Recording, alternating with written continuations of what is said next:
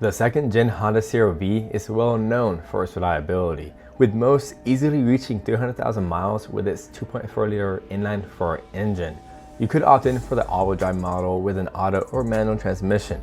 These CRVs are quite cool and funky with some unique quirky features, but even with the most reliable cars out there are issues that arise, and some of which are pretty common.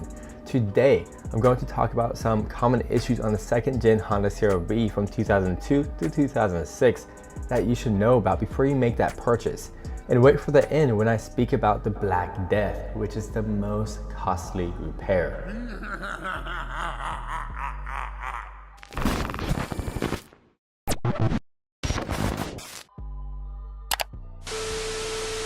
Noise coming from the rear diff. This usually happens due to the breakdown of the differential fluid. It is a cheap fix and only requires you to flush the diff and add new fluid with the proper Honda dual pump fluid. You can have a shop do it, or you could do it yourself. Not a very hard job to do, just be prepared for the stinky smell. Check engine light due to a faulty air-fuel ratio sensor showing the code P0134. You will need a special socket to break loose the sensor, but overall, not a hard job to do if you have worked on cars before.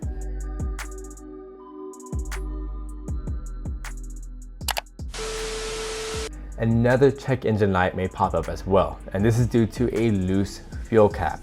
The code P1456 will indicate that the fuel cap is binding. Usually people will just retighten the gas cap and the light will just go away the next day. This almost seems like a never-ending issue, however. This does not affect the car's function one bit. But some people have claimed that replacing the cap fixed the issue, and others have had to install an evap solenoid valve kit.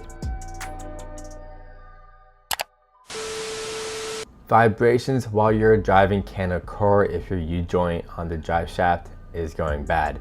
When I first started working on cars, this was one of my first jobs I did, and overall it was not all that hard to do in my opinion, but it does require a bit of special tools and know-how and quite a few YouTube videos. If you're not ready to remove the drive shaft, I'll get a pro to get this job done. It could cost around $300 to $400. Slight vibrations from the engine, which is most likely due to a faulty engine mount.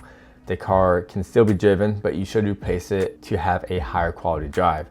Not too hard of a job, and it will require you to remove the battery and the battery bracket. While you are down there, go ahead and clean up the battery terminals to prevent any corrosion.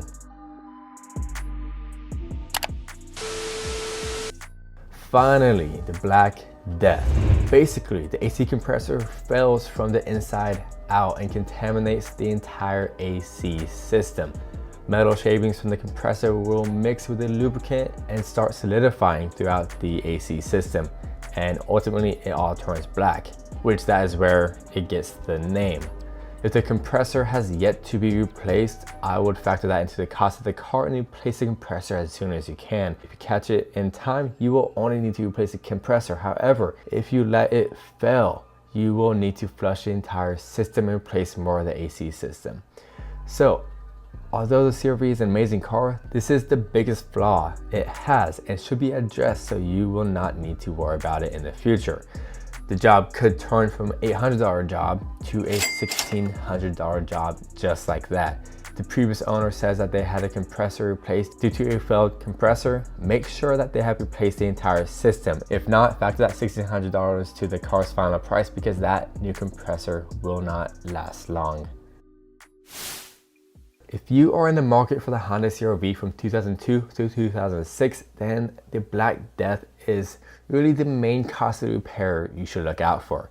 Other than that, the CRV is an awesome early crossover that will easily last you 300,000 miles.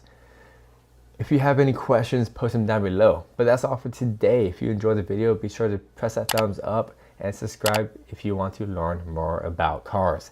This is Chris AutoMotivate. Always appreciate one another. I'll see you next time.